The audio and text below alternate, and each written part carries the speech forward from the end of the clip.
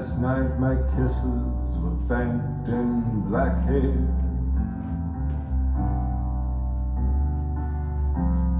And in my bed my lover, her hair was midnight black.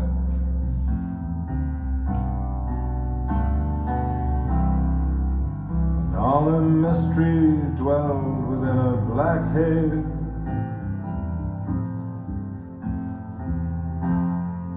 Black hair framed a happy heart-shaped face.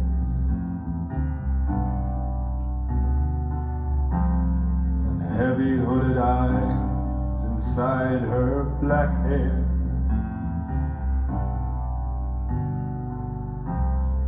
Shined at me from the depths of a hair of deepest black.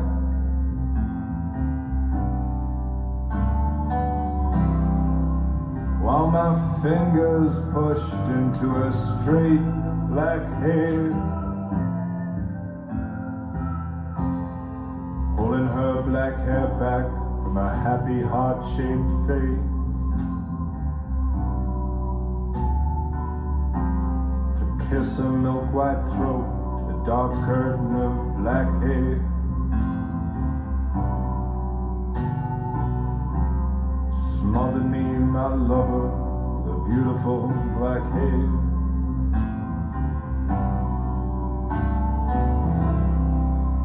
The smell of it is heavy, it is charged with lime.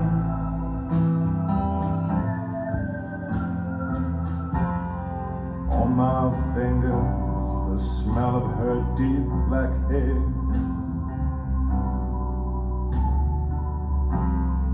Full of all my whispered words, her black hair. Mazzy's mix number 18. Wasn't that a great song to start with? Nick Cave. Okay, I'm going to say this right off the bat. Mazzy's mix number 19, the mix is a hodgepodge of new releases, maybe some used things. I don't know. We'll see. There'll probably be a little featurette on some artists, which I haven't thought about yet, in here. But that song, Black Hair, that opened this up. And if you wait to the end, you can see Mazzy's dance moves to another great Nick Cave song. Now, this box set. Nick Cave and the Bad Seeds, Beats, B-Sides, and Rarities. I'm going to say right now, this is, for me, the best box set of the year. Fuck these $125 Miles Davis one steps or HQBW, all that stuff. 7 LPs. Now, in the late 2000s, I guess it was, Volume 1 came out on a 3 CD set, as I recall. These are B-sides, alternate versions, songs from movies, one-offs, different variations of some songs that we all know if you're a Nick Cave fan. I'm a huge Nick Cave fan. And they just put out a Volume 2, and with that, they released this 7 LP box set that combines both volumes. As far as I know, as I recall, the first one never came out on vinyl. It's possible it came out on a, a limited edition before the vinyl crazy thing got into us. There's a book that annotates the songs, who's plays on it with the Bad Seeds, and incredible variation of songs. It opens up with one of my favorite songs is "Oh Deanna," which is kind of a loud, raucous, great song. There's an acoustic version here that actually morphs into the Edwin Hawkins Singer's "Oh Happy Day," that great gospel song. Rye Whiskey, Black Betty. There's a duet. He does "Wonderful World." He does "Rainy Night in Soho," the Pogues song, and he does a duet with Shane McGowan of the Pogues. So just beautiful. "Tower of Song," that was his tribute version of Leonard Cohen on the Leonard Cohen Tower of Song, I believe. CD comp that came out, I don't know, 15 years ago, whenever it was, which is really wonderful comp on its own. But Black Hair, this band version that had opened up this video, wow. Beautiful song. That's from Boatman's Call, my all-time favorite Nick Cave album, possibly in my top 25 records of all time. And that's the place to dip your toe in if you want to get into Nick Cave. It's a gorgeous album. I got into Nick Cave, I guess, in '86, whenever Wings of Desire, the Wim Wenders film, came out. He's in that, kind of loud and raucous. He was in The Birthday Party. He's from Australia. So he has like post-punk attitudes and intensity, but he has this beautiful, intimate piano style. And he sings about angels and death and very sexual, emotional, heartbreaking, sometimes depressing, soulful music. And I think he's amongst one of my favorite artists, still doing great music today. I'm going to close out with Red Right Hand, the Scream 3 version. I love, which album is that on? Orpheus, Liar, whatever. What a great song. And I'm going to close out this video on that. So the beginning and the end will bookend this video with Nick Cave and the Bad Seeds B-sides and rarities. Beautiful, simple typeface on the covers. Stupendous box set. Also, a new reissue that came out. A couple of reissues have come out here. One unreleased that's been getting a lot of play around here by other vinyl community members and YouTubers and jazz fans. But let's start with World Party. I'd never had this on vinyl. I'm sure it was limited. It's called Goodbye Jumbo. Carl Wallinger's band, he was in the Waterboys, and he made a series of 3-4 albums and an EP. Fantastic stuff. Now, in a way, his stuff is derivative, but he does it better than almost anyone copying. Heavily influenced and sound like, you almost could say it's like, the Ruddles sounding like the Beatles, and not to disparage Carl Wallinger at all. This stuff is great music. The three primary, and then the fourth, the three primary influences. He sounds like a combination of Bob Dylan, Mick Jagger, the Stones, and the Beatles. And then he's got some R&B Prince type stuff thrown in, some soulful stuff. And the results are fracking incredible. This just came out as reissued.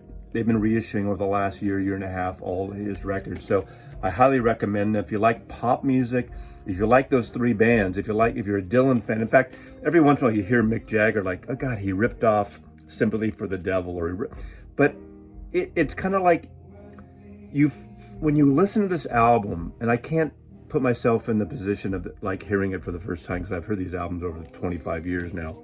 These are from, when did this come out?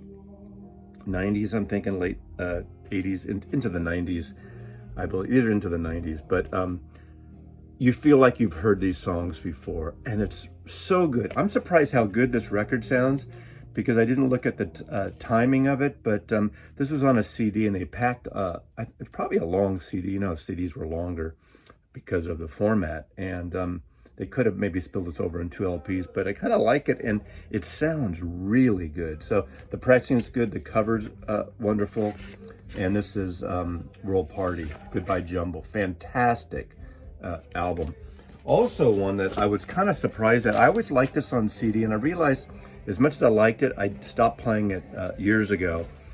This is New Adventures in Hi-Fi, REM. Some who followed REM felt this was a departure, different direction. It was a thicker sound. This is a loud record, and I mean in terms of like Peter Buck's guitar playing, and it's thick and beautiful. And there's some light moments mixed in. It's over 2 LPs because obviously, again, the CD was longer. Wonderful, beautiful artwork, black and white photography. There's the wonderful Ebo, the letter, that Patti Smith chimes in and sings like a middle part within that song. And I just love this record. This is cut by Kevin Gray, and it sounds fabulous for this type of record. This is one I just turned up and blasted yesterday twice, and it's fantastic. A record that's been getting a lot of play around here on videos and on Instagram is the Love Supreme live in Seattle, where they found these tapes. And apparently, there are only 2 live versions ever in existence that we know of at this point. of Coltrane performing the famous Love Supreme. This is over 2 LPs. This is A Night in Seattle, recorded in 1965, with his band at the time of McCoy Tyner, Jimmy Garrison, Elvin Jones. Also Pharrell Sanders, Carl Ward, and Donald Raphael Garrett's on it. Now, if you don't have any John Coltrane, and if you don't have Love Supreme, you don't know it, I would not start here. Get the original Love Supreme. That's the one to get. And if you love that music, love that piece of music, then go here. Some of this recording is out there. The recording is not audiophile quality, but it doesn't matter. It's friggin' great music. Now, having said that, when you're listening to it, sometimes you hear Coltrane, the left speaker, like you're sitting on the other side of the room, so he's not as immediate as maybe sometimes you'd like him to be, in the drums and the bass sometimes are heavier. But I played this 3 times over the last week, and I just really liked it. But again, it's not for someone who has no Coltrane and is trying to get into Coltrane. So that's my only thing. But it's a historic record, but it's a really wonderful listen. Now, this is something that I really love. This is a 5 CD box that just came out on Grapefruit Records out of the UK. I think you can probably get it. You know, check out stuff where you get UK issues. It's very much like the Nuggets collection, and I showcased this in my recent psychedelic video. But let me get a little into it more. Think I'm going weird. Psychedelic. Original artifacts from the British psychedelic scene in 1968, over 5 CDs. I want to show you a little more than I did in that psychedelic video, a little more of the inserts. I mean, you have the Mindbenders, you have The Move, you have Jabberwock, you have Granny's Inventions, Grammy's Intentions, you got We Are the Moles by the Moles, The Apple, Felius Andromeda, Meditations, The Orange Bicycle, The Crazy World of Arthur Brown, of course. That would have been a good psychedelic thing, kind of psychedelic. We got the Yardbirds happening 10 years' time, The Virgin's Sleep, and it has articles on each song, the bands, the movement, essays. You got Fairport Convention, The Lobsters. You got, let's see, who else do we have? Eyes of Blonde, Why, Icarus, The Mirage. Highly recommend this. Think I'm going weird. A couple other things just came into. Those of you who visit regularly know that I like high-end audiophile records to a point. I'm not a completist when it comes to audiophile records. I don't have to get every mobile fidelity. I hate the big box sets like the limited editions, UHQR, Acoustic Sounds, and Ultra this and Ultra that, with boxes with 2 friggin' records. I do have a couple, so I break my rules occasionally, but I'm kind of not jumping in that for a lot of reasons. But I did get one that I missed out and I've been trying to get, and I got it. I did pay over, but not crazy over, and it is the Run DMC. I think the first hip-hop record that Mobile Fidelity has ever done. Double 45. It sounds pretty amazing. Obviously, it's produced by Russell Simmons and Rick Rubin, and incredible record. And you know, obviously crossover artist to white fans early on who weren't into hip hop, them covering and doing that duet with Aerosmith, Walk This Way. Run DMC, Raising Hell, fantastic. So that was a 3000 limited edition, which is too bad. It's so limited and so hard to get. Now, not vinyl, but just super vinyl. And I got this because this, I want to say guilty pleasure, but fuck, it's a great record. It is, really is. This is super vinyl, not just vinyl, but super vinyl, limited to 3,000 copies. You don't give a crap what number I have, but In-A-Gadda-Da-Vida, In the Garden of Eden, the original name now, Iron Butterfly. Okay, I have my original OG from 1968. I mean, come on. One of the greatest riffs, one of the greatest albums of psychedelia, Iron Butterfly. In-A-Gadda-Da-Vida. Used beautifully in the end of Manhunter, the Michael Mann film, which was the first depiction of Hannibal Lecter, and that great crazy end scene using the long version. It just kept going on. You got to see that that movie, Manhunter, the Michael Mann version, way before Silence of the Lambs. Incredible. I have a Rhino reissue that came out about, 6-7 years ago, and I have now the super vinyl. I might shoot them out for my own edification. I don't really do shootout videos very often, but I love it. Their finest vinyl formula. So that's a little MoFi segment. And now a featurette. You want to see a featurette on someone? Stand by.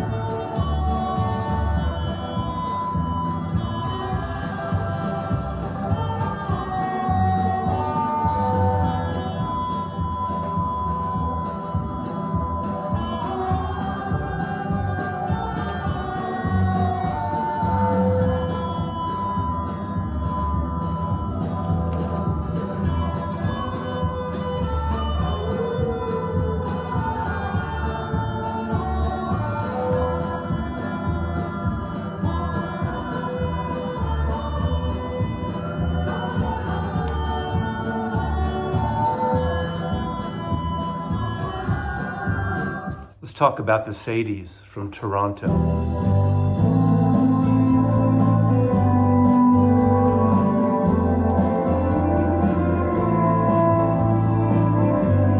Beautiful reverb-drenched guitars, country styling, psychedelic surf, haunting vocals,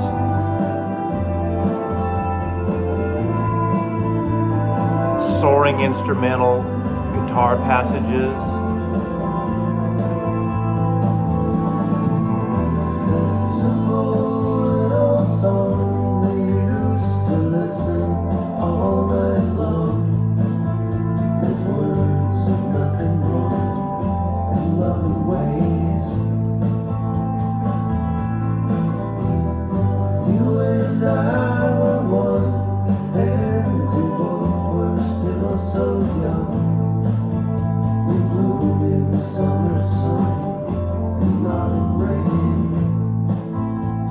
This track is from New Seasons. Now, if you're into the psychedelic birds after Sweetheart of the Rodeo or just before Sweetheart of the Rodeo, if you're into the Wilco, Jayhawks, Uncle Tupelo, if you're into Calexico, they have a lot of that soaring sort of spaghetti western sounds at times, some psychedelic beautiful harmonies. The dueling guitars of the brothers Travis Good and Dallas Good are just amazing live. I've seen this band about 5 times live, and they never fail. It's incredible. They do these fast dueling leads, and it's pretty wonderful. Sean Dean and Mike Belitsky make up the rhythm section of the band, of this quartet. Fantastic band. They have twice as many albums as I'm showing here. They've been around since 1995. This is the latest release, 2019-2020. Archives Volume 1, Rarities, Oddities, and Radio Broadcast, 1995 to 2019. This might be a good introduction, but beautiful, beautiful. There's a song on Dark Passages, I believe. On Dark Circles called The Quiet One, and it just reminds me as if it's a song written about George Harrison, just because I want it to be. I don't know if it is. It's like The Quiet Beetle, but beautiful song. The Sadies from Toronto, an artist, they've been around a long time. Not a lot of people I know have ever heard of them, but check them out. And thanks for watching and listening. Mazzy loves you in stereo.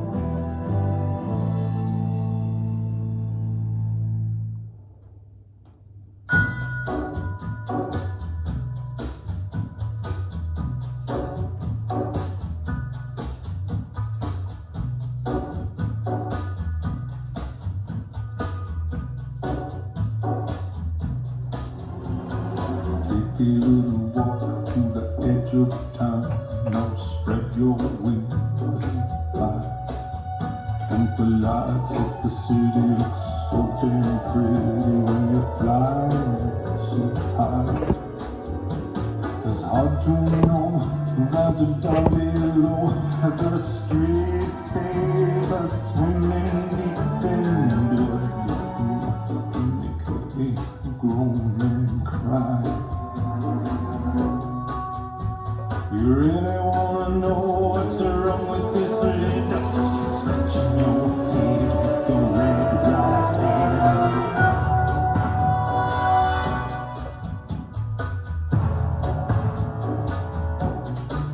You see, everyone's a liar, baby, that's the truth. Said everyone's a liar, baby, and I got proof.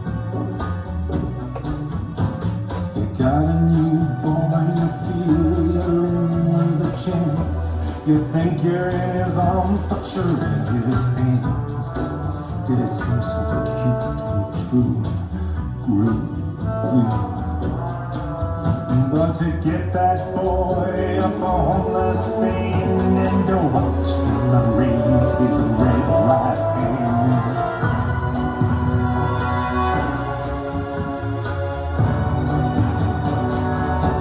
Yeah, move your hips, babe.